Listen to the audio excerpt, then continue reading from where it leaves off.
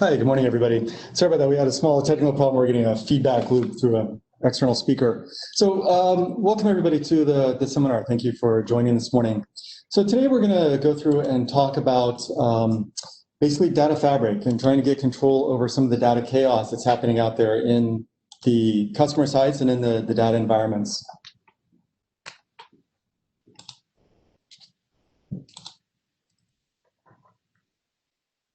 So just real quickly, this is the agenda that we're going to run through. So my name is Chris Whitaker. I'm the Managing Director for Beam Livestream Analytics, and I'm joined with Winkin Chu. He's our Senior Solution Architect, and he'll be going through and showing us some of the actual product features for getting a little bit of control of the data chaos that we're seeing in customer environments.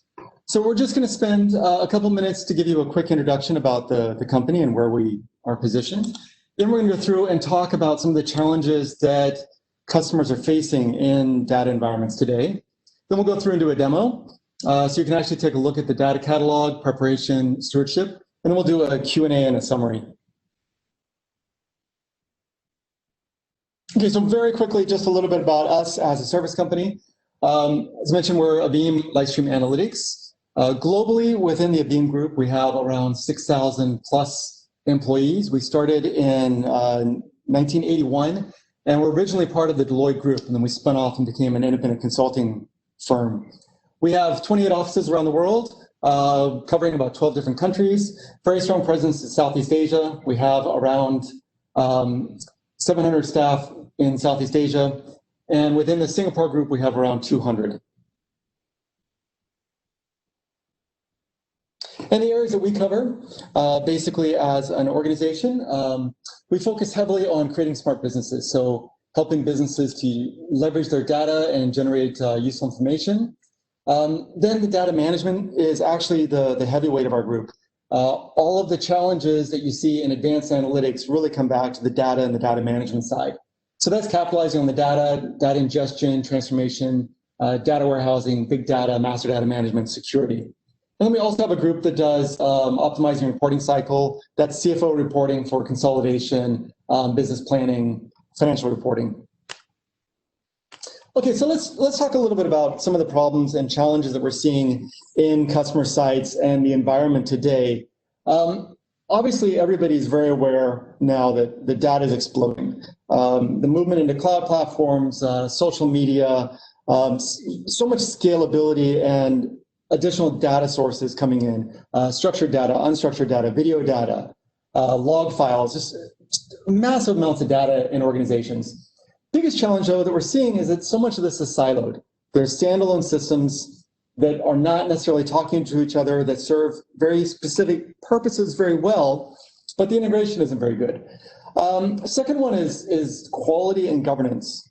Quality, of course, affects the output. You know, can you actually use it, and does the numbers you've got make sense, or are they all wrong so that the reporting is wrong, and thus your conclusions are wrong? And governance is now coming in with your privacy acts, your GDPR, compliance. The risks of leaking information are massive. So governance is obviously a very big factor in that. The other one is disjointed projects, siloed projects, and shadow IT. And I'll come back to this one in a minute. And then just change. Everything is changing so quickly. How do organizations keep up with that? So this is some of the impacts. So a typical organization, 400 plus sources of data, 6 plus tools. So even if there is a standard, there are variations on the standard. Estimated 30% of the revenue lost to bad data. I mean, that's huge. If you could think about how to increase potential revenues of a company, 30% is a really big number. And people are normally aiming for 5 to 10% type numbers. So you get 30% loss just because of data quality. Shadow IT, 1.5 to 1.8 trillion costs in shadow IT. Now, shadow IT is something we see actually quite a bit as a system integrator. Shadow IT is where you have a large organization with an IT department that should be running everything IT related, logical. But what happens is that a division or a group needs to do something, and they need to do it very fast. They go to their IT department, they ask their IT how long it's going to take, and the IT says, in order to get this data together, get your analytics out, we need 6 months, and it's going to cost you several $1 million. The business unit says, I can't wait 6 months and I don't want to pay this. It's ridiculous. So what happens instead is they go out and they procure the software directly themselves. They hire some consultants or they do it internally in their group, and they run it as a side project within their own control, bypassing everything around the IT side, the structured IT. So that's what we call shadow IT. We've actually had banking customers, which are, should be very strict on compliance and rules, go out and install server-based software on a laptop and run it on the manager's desk in the corner so that everybody can access that laptop within their group, so that they don't have to go through procuring a server and putting it inside the data center and all the costs associated with it. So yes, they get up and running, but there's a huge secondary impact to this. So shadow IT is a really big problem in organizations that's really growing because people bypass what they see as a bureaucracy in the typical IT process. End result, 45% of digital transformation projects fail. That's huge. That's another one that's really big. We saw a lot of that with some of the big data projects that were driven, very IT-centric, missing the business side. So a lot of investment to build a platform, but then the users can't actually use it. So overall, 86% of businesses recognize that data and getting value from data is extremely important, but only 30% feel they're actually doing effectively. So this is the gap we want to talk about today. Okay, so some of the cases where we've got problems with this, specific use cases by departments, sales and marketing, bad customer data. Obviously, they can't do marketing very good if they don't have good data, duplicate records, inaccurate, missing. Procurement, not good visibility on their vendors and supply, so you've got inventory problems, challenges with the procurement. Analysts can't get their hands on all the data that they need to do good analysis. Compliance can't tell where the changes are, so you've got lineage problems, challenges in terms of protecting privacy and private data. CFOs get hit with the cost. CIOs have a bunch of one-off projects. Everything is urgent, so I have to do a tactical, quick fix project. It becomes a one-off. In the end, the system fragmentation increases. Architects and engineers have to deal with different data sources, inconsistency in the tools, an awful lot of manual work to stitch things together. And the developers just can't get their hands on the data they need. So data cuts across the entire organization and impacts. And this is where some of those numbers where you get like shadow IT costing $1 trillion, it's because of the inefficiency that gets spread across large organizations. And it's tangible. Okay, so how do we want to try and address that? And what we want to talk about today is the data fabric. The idea of a data fabric is you come up with an architecture and an approach and a method that stitches together the different challenges you have in the organization to hold it all in one place. So that's called the fabric. And you get a framework that basically has the architecture and the technology. You want to make sure that the components are reusable. It has elements of automation that remove some of the human aspect, but mainly that what you make today can be used on another project downstream. You're not repeating your work. It needs to have governance and security. And really important, it needs to look at the outcome. Right? They should not be driven from purely, okay, I've got data, let's smash it together. It needs to be driven by what we're actually trying to accomplish from the business angle. What does the business users actually need to use? And how can you get that to them in a self-service format so that they're able to actually get their hands on it and get real business value out of it? So the end game, you ultimately want to monetize the data, right? We want the data to be able to create revenue. We want faster innovation. We want customer experiences that are improved in game. I need to actually be able to get people to buy more of my stuff and spend more money that will drive the organization's growth. And reduce costs. These top two, revenue and costs, are always the biggest drivers in any business. And you want to be able to effectively manage that so that the data solution is facilitating those. So a little bit about the method that we basically look. So you get basically of all your data coming in, you put the data fabric in the middle, and then basically you want to focus on collecting it, governing it, transforming it, and sharing it. And we'll go down and talk about these a little bit more, but these are the core method pieces that we need to focus on in order to get a strong fabric across the organization that drives these outputs on the far right. And they need to be able to touch and be consumed by your architects, your integration specialists, your data scientists, system integrators, your analysts. And on a platform level, it needs to be able to be hosted in multiple environments. It can be on-prem, cloud, whatever you need. It has to be able to cut across that. There are very few organizations today that are entirely cloud and very few that are entirely on-prem. Everybody's in between, right? Maybe I've got my financial systems on-prem, but I have all my CRM data, for example, using Salesforce in the cloud. That's very common today. Okay, so a little bit about just in terms of customers that have benefited from this, using Talent Data Fabric, Lenovo, just in terms of driving revenue, 11% increase revenue per unit. In terms of innovation, AB InBev, 75% faster development on projects. Accor, 12% increase in customer satisfaction. AstraZeneca, faster clinical trials, so estimated saving $1 billion per year. These are huge. So the bigger and more complicated the challenges that the organizations are facing, obviously the rewards are significantly higher as well. So if you can save, even small percentages, that has magnitude of increase either in revenue or cost efficiency in the organizations. And just some reference points. You can see Talent is in the upper right-hand corner on Forrester, leader corner of their graph. Data integration by Gartner, also in the leader quadrant up at the high end. And really importantly, data quality. Data quality also in the leader. So for us, when we're working with integration projects, the quality side is really, really important because we stitch everything together, data comes out, hits the dashboards, hits the analysts, goes through the R and Python scripts, and in the end, users look at it and they can't recognize it. So all of your work is lost because of your quality. So quality is really, really important in these projects. And then also, as products and tools have evolved, AI, machine learning has, of course, been growing dramatically. This is one of the big promise areas in the future of IT. So within Talent, we have machine learning embedded. You have tools within the product for suggested assistance, automated discovery, pattern recognition, scoring, as well as supervised ML, so that you can actually call routines and do machine learning within your functions to ultimately drive pattern recognition and some kind of output into an analysis side. And one of the unique things now that we're looking at is trying to score and basically put a quality sense on your data so that organizations actually know how much can I really trust what's coming out.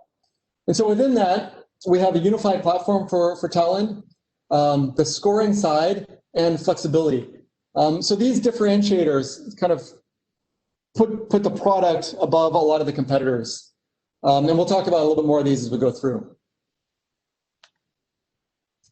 Okay, I want to focus on governance. It's kind of a side highlight topic. Governance, of course, is really important. We're seeing again and again customers coming back saying, this is all great, but I really need a governance strategy. It's become significant within probably the last, I think, 3 years or so, from our experience talking to customers that they're really focusing on this. So governance kind of goes across a couple major areas. Certainly it needs to be insight driven so that the quality, as I mentioned, the data leads to good insights. So you've got to be able to manage the output of it. Access control, very important in governance. Who can actually see it, who can touch it, and understanding the lineage. Where is my data coming from so that I can actually be able to reconcile and understand the sources. We haven't talked a lot about data hoarding, but data hoarding is kind of typically a side effect of compliance regulations and also development. So hoarding is where I'm scared to throw data away because I may need it. So I just start keeping archive copies and backups, and that's best case, it actually got into a tape as a backup. Worst case, they become shadow copies of repositories that are running in production. And that has a really heavy cost on both storage and licensing. The other area we see it is in development teams. I need a copy of the production data. So I take the production data, I hide a bunch of the confidential stuff, and I replicate that back to development. Now in my development environment, I need to update my production again later, 3 months later. I take another snapshot. And then later I need to update again. I take another snapshot. Oh, now I got version 2, 3, 4. And what ends up happening is that in development environments, you've got these mirrors of systems, and they're all accumulating. So, with very large amounts of data storage costs, because the development teams have got all these replications, that has another really big impact on costs for the organizations. And of course, fines. Compliance is big, right? If you leak your data, you have privacy challenges, you have compliance and regulatory hits. There's reputational risk as well as material costs and fines. Okay, so a little bit on what is data management. I mentioned these kind of 4 points, but we're going to go a little bit deeper into each one of them, because if we follow the methodology of the governance, then obviously that will drive your output. And the areas that we need to focus on is, some of these are really straightforward, but it helps to actually kind of map it out. Obviously, collection is a big deal, which means we need to be able to use all the data within your organization. We need to try and break down some of the silos, take advantage of innovation, and increase productivity of the teams. Now, I mentioned the governance a little bit, but obviously governance is a really big part, right? That's the quality, the trusting, the compliance, and ultimately being able to get better data through engagement. And lineage continuously comes up as a requirement. Being able to see in my front end, where did my data actually come from? And the impact of that, if it changes. Transformation is, okay, now I've got all this raw data, but how do I actually make it meaningful and drive some kind of a business output that gives me an insight to my business? Where can I make more money? Where can I save costs? Where can I improve efficiency? That should be able to trigger AI and machine learning jobs. We need to be identify what is my golden record, my standard within the organization, that this is my truth, and be able to add value on top of that. So that's the whole transformation part. And then the last one, really important, is sharing. I mentioned earlier, a lot of the early big data projects failed and stumbled because of the sharing side. Very hard for users to access things inside of a fairly esoteric platform that doesn't have a lot of user-friendly tools to access. And so some of the early big data platforms are very hard to get this stuff out. So sharing is really, really important, because you need to be able to push the data out and make it accessible to everybody across your organization. So you have good integration, you have APIs that feed that out to applications in the end. Then you have self-service so that people can actually get their hands on it and be able to use it. Okay, so let's drill a little bit into what does that mean from a product view. So these are the tools that we have within the Talon Data Fabric to do your end-to-end solution, all the way from bringing data into the organization to pushing it out and all the steps along the way. And we're going to hone in today and talk a little bit specifically about the data catalog, the data prep, and the data stewardship. Those are the newer areas that we see a lot more interest. Data integration, data quality, and APIs, of course, those are important, but they're probably more established in the market. I mean, everybody kind of understands to some degree what the integrations are, the APIs are. Quality, of course, very important. We just get a lot more requests on data catalogs, prep, and steward. So we thought those would be important to talk about. So in terms of the data catalog, so when we talk about a data catalog, it's basically an inventory of all the data in your organization. And the general theory is I can't manage, govern, and drive a data strategy if I don't know what I've got in my company.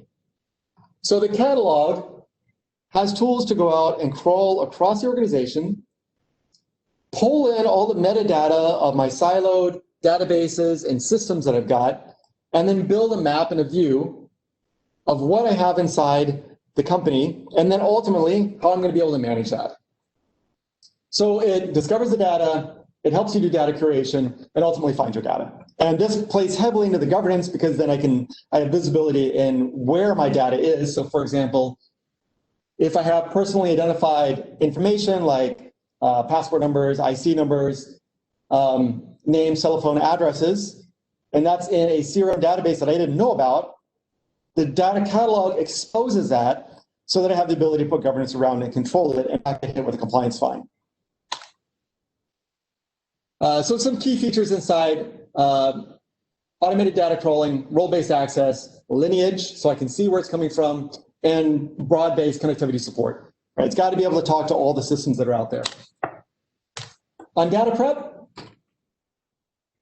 data preparation is more or less how I actually, as an end user, am able to do some of the more complex joins, potentially cleansing that I need.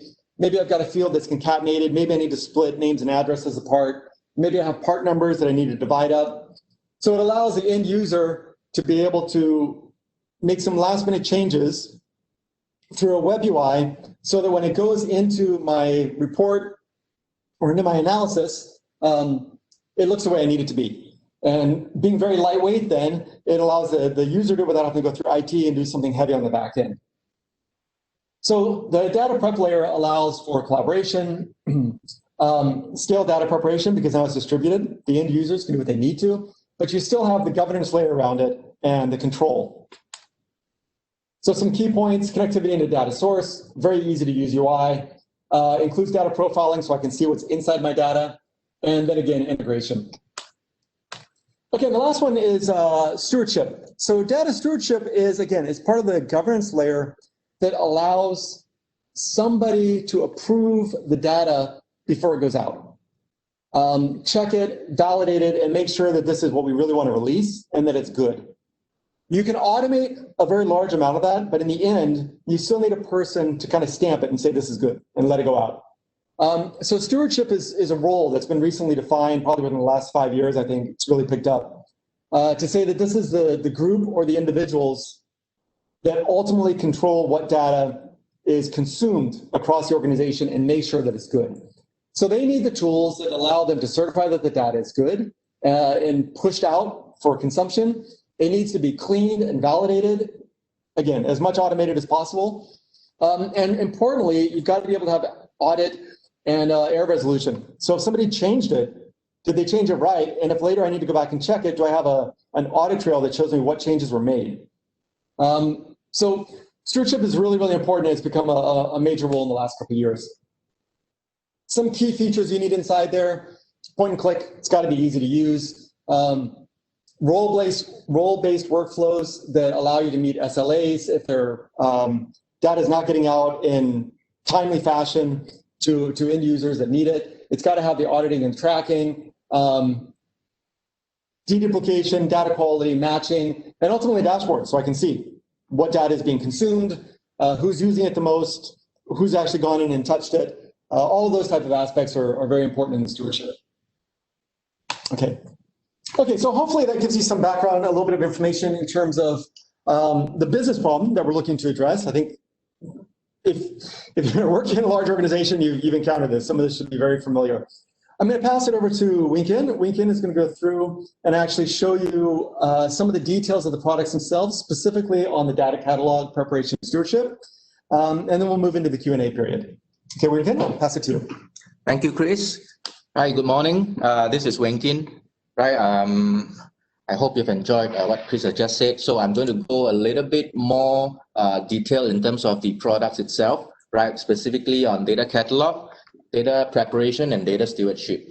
So first on data catalog, I'm sure you have already heard Chris describing what data catalog is, what it's supposed to do in terms of data governance. So without further ado, I'm going to show a quick demo, right, on data catalog using a very typical use case scenario, right? A lot of time when we have a new boss or we have a new CIO or new managers coming in, right? So they are actually new to the organization, right? They may not know the data in the organization very well, right? So for example, in this particular case, I received an email from the manager saying that he's looking at the PO invoice item report and he was wondering, what the hell is some of the the invoice status, like for example, what is invoice status, right?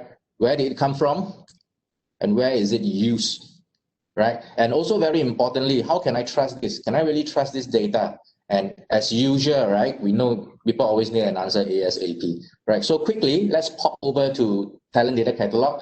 In the global search result, let's search for invoice status, right? And we select from the results. Straight away, we are given a definition of the invoice status, right? And also the details or the definition of the various invoice status values. We can also go to look at the semantic flow, right? Meaning the relationship of the different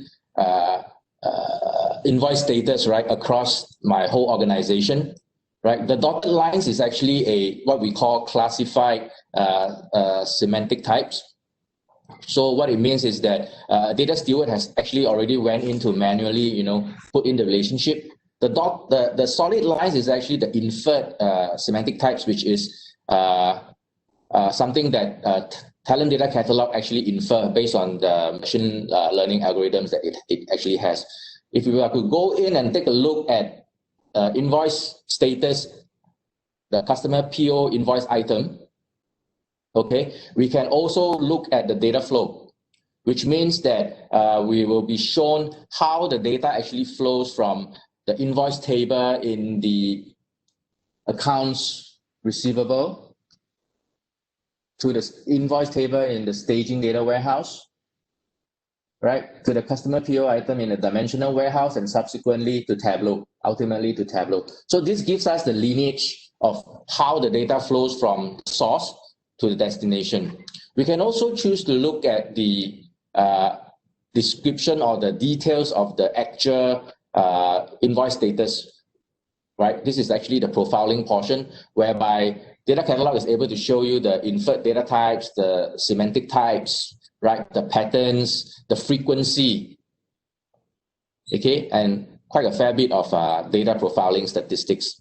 So with this, we can actually show people that, okay, the data is actually trustworthy, right? So in just a few clicks, we are actually able to answer all the questions that the manager is asking, right? By just, I can actually send an email reply and then quickly do a copy and paste screenshot, and I can answer my manager's questions so easily, right? So this is a very typical use case on data catalog, right? And of course, you can actually do more with data catalog. For example, you can look at, you can create business glossaries. So a fair bit of what you can do. So this quick demo actually gives you a taste of what data catalog can do, right? Right, so this is, I've come to the end of the demo for the data catalog, right? The next one that I will be showing is actually for data preparation. I think as Chris mentioned earlier, right, data preparation is actually designed to allow users to self-service access certain data sets to cleanse, shape, and enrich the data, right, in just a few clicks.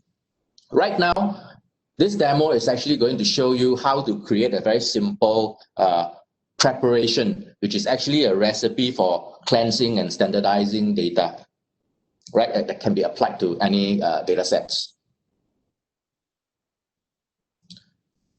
Okay, so right now within this data inventory, you can see that a customer leads data set has been loaded, right? We can take a look inside and you can see all the different columns that is available within this customer leads table. Let's quickly go to data preparation now, right? And you see there's no data preparation yet, so we add one.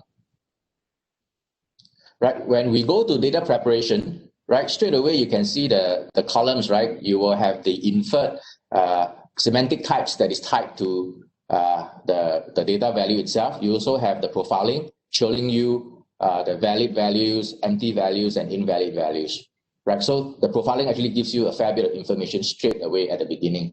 On the right side of the screen, right, is actually a suggested list of functions that you can do to clean up the data. Okay, let's start with ID. So you can see that there's a fair number of invalid IDs here, right? It's supposed to be integer, but we see a lot of invalid values. So we can actually use the functions on the right side to clean up. And once you are done, right, you can see that you can use the profiling to see that there's no more invalid values. The left side of the screen actually shows you the recipe. Every single function that you apply to the data, right, will be shown here in a recipe in steps, right? And then you can rearrange the steps to change how your recipe is going to work. So right now we have one, which is to clean up the ID rows, right? The next one we want to do is to clean up the first name, right? There are different patterns that we see, right? Based on the right side, this is the different patterns for values that appear. What we want to do is to standardize, right? So we want to use title, and then we also want to remove the trailing and empty and the leading white space.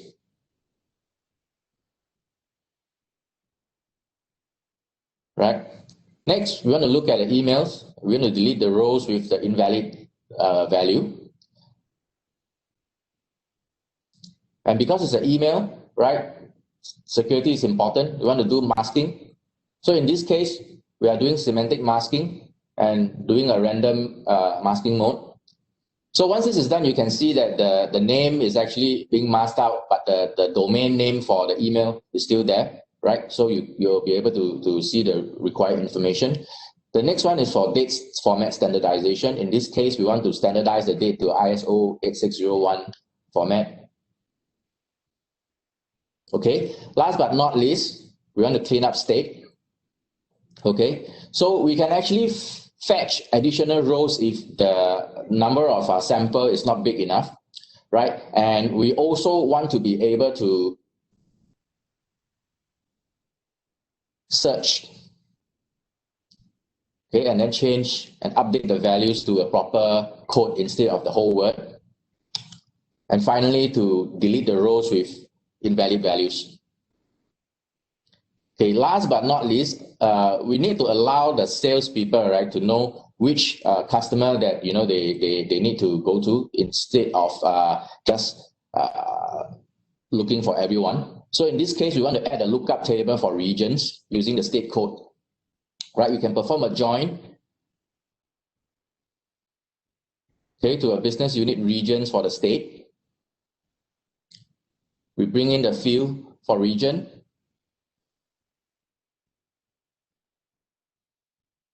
Right, and then we rename the field to region.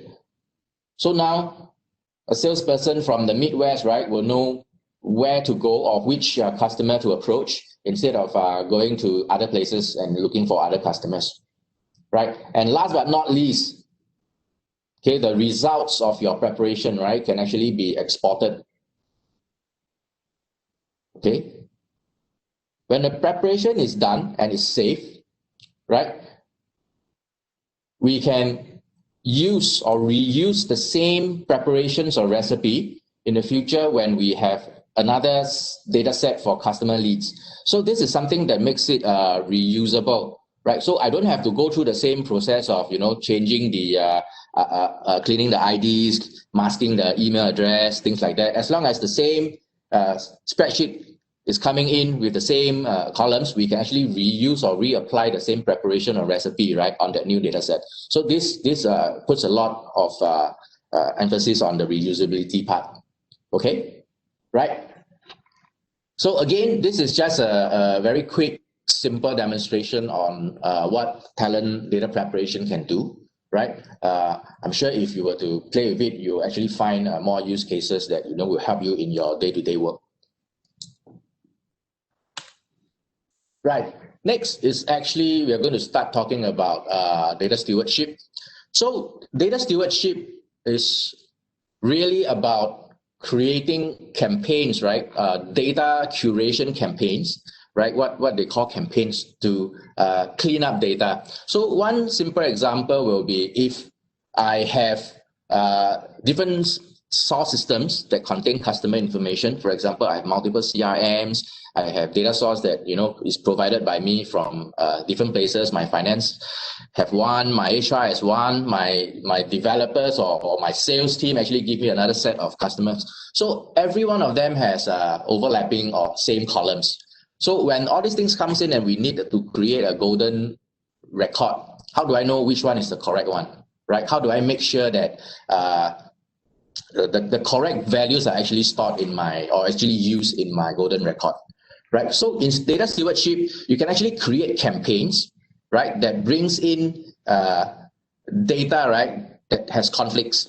So your ETL process, when it's actually bringing in the data from different sources, right, will be able to detect a conflict, and then it will be able to send these conflicts to data stewardship, whereby you have pre-created a campaign, right, to get your data stewards to clean it up. Okay, so this is what I'm going to show next for data stewardship. right? So in data stewardship, this is the screen that you see. On the left side, you will see 4 tasks. Let's go to campaigns. Okay, right now there's already pre-created a few campaigns within the data stewardship itself. There are different kinds of campaigns, but first, before we can even create a campaign, we need to create a data model. So a data model actually defines the scope of this campaign. What are the data that we want to clean or we want to, resolve in terms of conflicts, right? So in this case, these are the things that you can actually create, like for example, city tags and all that. Okay, the types. You can actually use the standard types, but at the same time, you can also choose to create your custom semantic types. Like for example, postal codes, right? They have different predefined semantic types for postal codes. And of course, you can also use back the standard data types, which is text in this case, right, for passport number. Okay, once you have created the data model, then it's time for us to create a campaign. Right, we give our campaign a name, right, US customer matching. This is a merging campaign, right? We define the different data source for the records that will come in, right? In this case, we can even assign a trust score to say that, okay, so for the source name Dun & Bradstreet, we trust it 100%. Salesforce, not so much, only 50%. CRM, 25. Marketing event, 10. So this gives us an idea of which one you can trust more. And it gives the data stewardship an idea of when they are doing the resolution, right? We can actually create additional roles on top of stewards. Like for example, if I want to do a multi-step resolution kind of workflow, I can create additional roles like stewardship oversight, compliance manager, and I can assign different people to all these roles. I select a data model, and you can see that for all the different columns in your data model, right, you can choose, okay, or you can set what are the things that stewards can do as compared to the stewardship oversight and the compliance manager.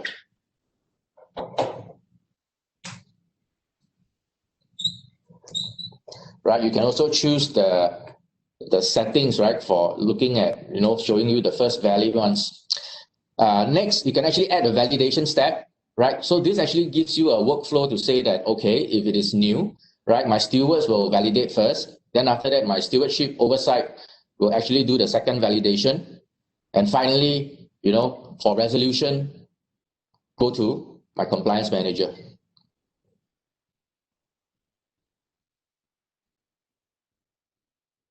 Okay, so once this is set, I can add the campaign. Let's go into the campaign right now, US customer matching. Right, there's also a dashboard for you to monitor the campaign itself. Right, you can actually add different widgets that shows you how the campaign is progressing, how many trends and number of tasks resolved, how many outstanding tasks, average task resolution time, right?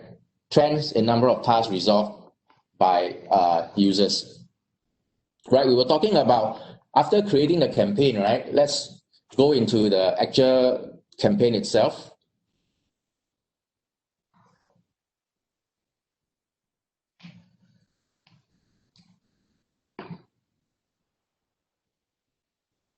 Right, so this is the same page that we have seen just now.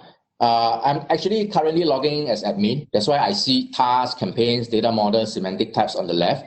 A normal data stewards without administration access, they will only see tasks. They will not be able to see the rest. Right. So right now I'm in administration. I'm an administrator. That's why I can see the campaigns and all that. Okay, like what we have seen just now, there are 4 types of campaigns you can create: arbitration, resolution, merging, and grouping. So the campaign that we are focusing right now is the merging campaign. Right, so you'll be brought to the screen, And you'll be able to see that, okay, the first conflict that you need to resolve is, two records for Albina, first name Albina, that comes from two different data sources, Dun and Bradstreet, and then also from the Talent Connect event. Okay, so right now as administrator, I can see on the left side, right, there's different, my different stewards. So I can actually assign the task to specific stewards, by just doing a drag and drop, right? So now I'm going to log out. I'm going to log in as that particular steward whom I have assigned the task.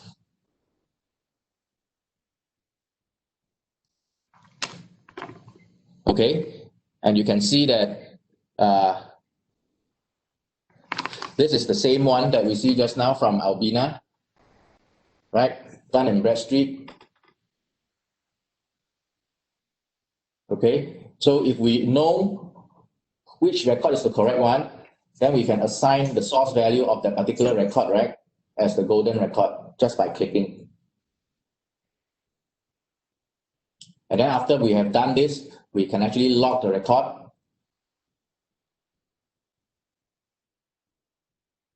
And when you, the next one will be another resolution, which is actually the email. So same thing, after we have resolved, we actually log the record, right? And then now there's no more task assigned to me, right? We will log out and log in as the next level, which is the stewardship oversight. So when we log in as stewardship oversight, we can see new, right? So these are the things that I need to validate. Do I accept or reject the changes, right? So if I accept the changes, then these changes will be followed up with the next level in my workflow, which is the compliance manager. If I reject, then this record will go back to the first level stewards, right, to do the resolution one more time. Right, and we can actually see a list of things that has been done on this record, so that you have a clear audit trail of what has already happened. Right, so once we are done, we validate the choices. Let's log out and log in as the compliance manager. So same thing, when you look at the compliance manager, you can look at your state, right? Again, things that are assigned, do you accept or reject? So again, same scenarios. If you accept, then the records itself, right, will actually flow back to your ETL process, right, and goes into your data repository as the golden record, right? If you were to reject, then the flow will revert back to the previous role, which is the stewardship oversight. And then also, if that one reject as well, it will go back to the first one, which is the steward, right? Same as what we have seen, we can actually go to the dashboard, right, to look at the progress. This is just to show you again the dashboard with all the different widgets that we can add. Right? Yeah, so this comes to the end of the demonstration, a simple demonstration for data stewardship that focus purely on a merging project to get the golden record. Right? In the broad data fabric or data governance perspective, data stewardship, actually you can do more. Remember, we were talking about arbitration, grouping, so on and so forth. Right? So this is just the tip of the iceberg for what data stewardship can do. Right? Okay, I have come to the end of my 3 demos for data catalog, data preparation, and data stewardship. Thank you. Back to Chris. Okay, thank you, Winston. Okay, so that's the end of our demo session. Give me a second. Let me take a look and see what we have in terms of questions that have come in. Just one moment.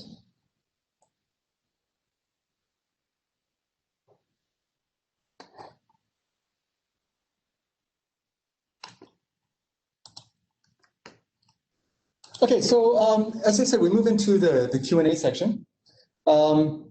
So we've got a couple of questions that have come in here. The first one we've got is looking for a couple of themes here. One of them is just on the SI side. So what is the typical implementation time? typical implementation time on something like a data fabric project can run anywhere from probably 3 to 6 months. From us as an SI, we always try and break things into distinct phases. We try to not take everything as a big bite. About the fastest you're going to get something new up in the organization is probably 3 months. And the reason we get 3 months is you need probably about a month to do proper scoping, evaluation, inventory of the systems, get some good initial use cases defined so that we know the first phase has a good ROI. So that takes up about a month. Then you probably have at least some development work, so you got about a month of development. Then you need to do some testing, and you need to do some training and socialization, so that's probably another month. So you put that together, you've got typically 3 months. If you really, really need to, you can probably smash that down a little bit less, but we usually don't recommend it, because if you rush it, your first rollout probably is not going to be as comprehensive or complete as you want it to be. And the first one's really important because that's the one that everybody's looking at, and you're going to expect to get positive feedback to keep going to the next one. So we try not to jam the first one through too quickly. But at the same time, if you say 6 months for the first phase, that's often not palatable because it's just too long. You need to get something up fairly quickly. So minimum 3 months, and then typically we'll do it in sprints of Agile beyond that. You want to try and get something up somewhere between 1 to 2 months for each progressive iteration. Usually you get something solid up and really usable, higher value by probably about 6 months. Now, the other thing to keep in mind is that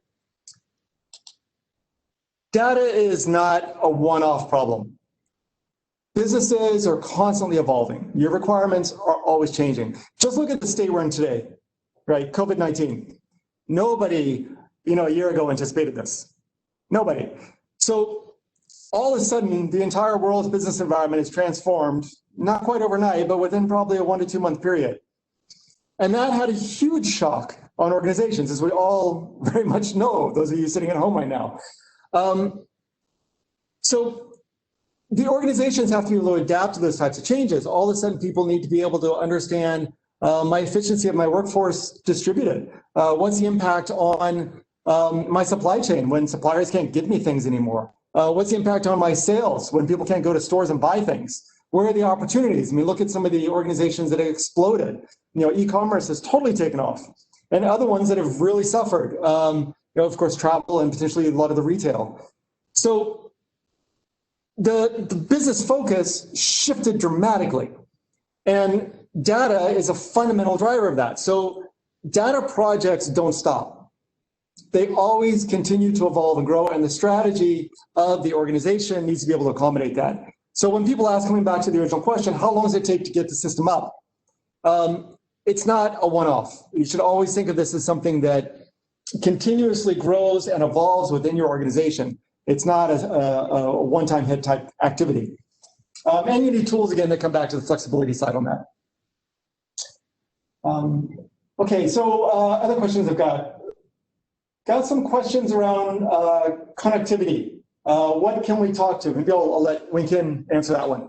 Connectivity, actually, there's two portions. If you're talking about the data, the ETL or the data integration part, you have all your different data sources that you have access to, right? Your SAP, RDBMS, NoSQL, so on and so forth. So for talent, right? Actually, what they have is, I think, is quite comprehensive. I won't be able to give you the full list right now because it runs to the thousands, right, in terms of the data connected. So fairly comprehensive. It's quite unlikely that you need to connect to something that they do not have. Quite unlikely, I would say, right? The other part of the data connectivity is actually in terms of the data catalog, talent data catalog, in terms of sending the automatic crawlers, right, to your various systems to be able to crawl and retrieve the metadata from all the different systems within your whole organization IT architecture.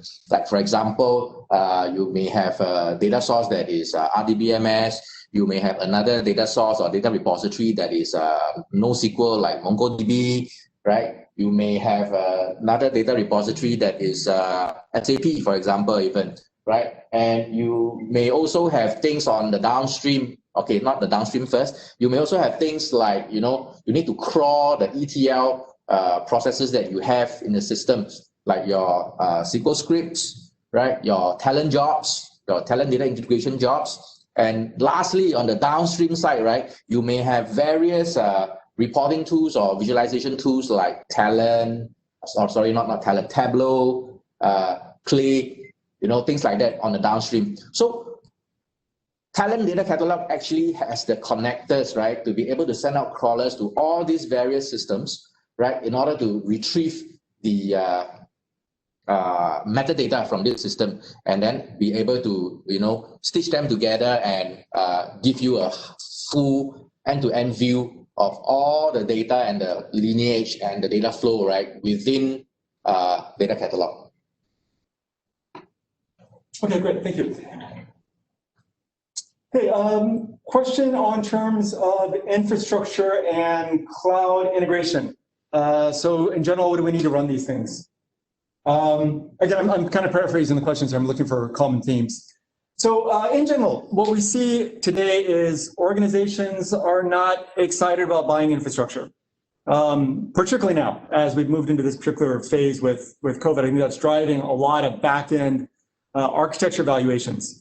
The idea that every time I buy software, I need to go buy a box has really fallen out of favor. So we see a lot of activity around, obviously, the cloud players. The three largest ones, of course, is Azure, AWS, and Google Cloud, where there's been really large lift and shifts projects to move everything into cloud architectures, and new deployments are going into cloud. So you can run the data fabric either on on-premise servers if necessary, or it can also be run out on the cloud platforms. There's absolutely no issues with that. And Talent itself provides cloud elements as well that allows you to be able to host certain pieces within the Talent Cloud. So there's absolutely no issue of running it in cloud. Most of the architectures are hybrid now, so you can put it where you need with different components. If you do need to buy boxes, obviously you can buy boxes and they're scaled. So depending on, of course, the load and what you need, typical architecture today is you get one larger CPU box and you divide it up into VMs or blade servers. That's very common as well. There's a lot of flexibility in the deployment. It is not overly heavy on the infrastructure. Having said that, it still is data, and data always requires some weight. So you will have, of course, storage and CPU, but it's quite manageable. Everybody's going cloud. So once you put in a cloud, you have the scalability, right? You can add CPUs, take away CPUs as much as you need. So on that side, it's quite flexible for the infrastructure side. As long as we're on cloud, actually, I can just add on. Another question that we get is often, how do I do my data integration with a cloud environment where I have data on an on-prem server, but I've got another set of data coming from a cloud environment, and where do I do my enrichment? Where do I do my transformations? Because if I have to suck everything from my on-prem into the cloud, there's a very heavy hit on the network, right? So how do you actually manage that? And one of the nice features within the Talent Cloud architecture is the ability to spin off jobs and instances to run where you need. So for example, if I have a transformation that I need or a source of data that's sitting on a large ERP on-prem, then I can trigger my jobs to run actually on my, in a virtual instance, in my on-prem architecture without moving all that data from the ERP up to the cloud. Meanwhile, if I've got data coming out of Salesforce, I can do that anywhere. I can bring that data down to the on-prem. I can do it in a cloud environment in Azure AWS. I can do it in Talent Cloud.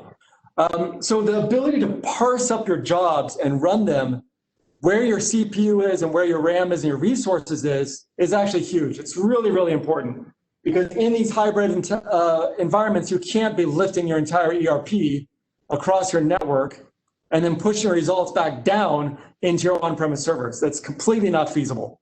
So you have to be able to cut up the jobs, and Talent actually has really good features for allowing you to distribute the workload as necessary. So that's a really key part.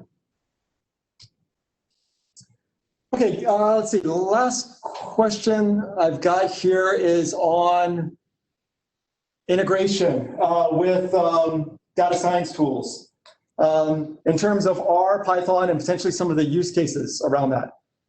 Wei-Kin, you want to talk about that? Yeah, so for talent, the data fabric, the integration with R and Python and other data science tools typically happens during the data integration portion, whereby you'll be able to run certain, use certain functions that will run the smaller code snippets from R or Python that is able to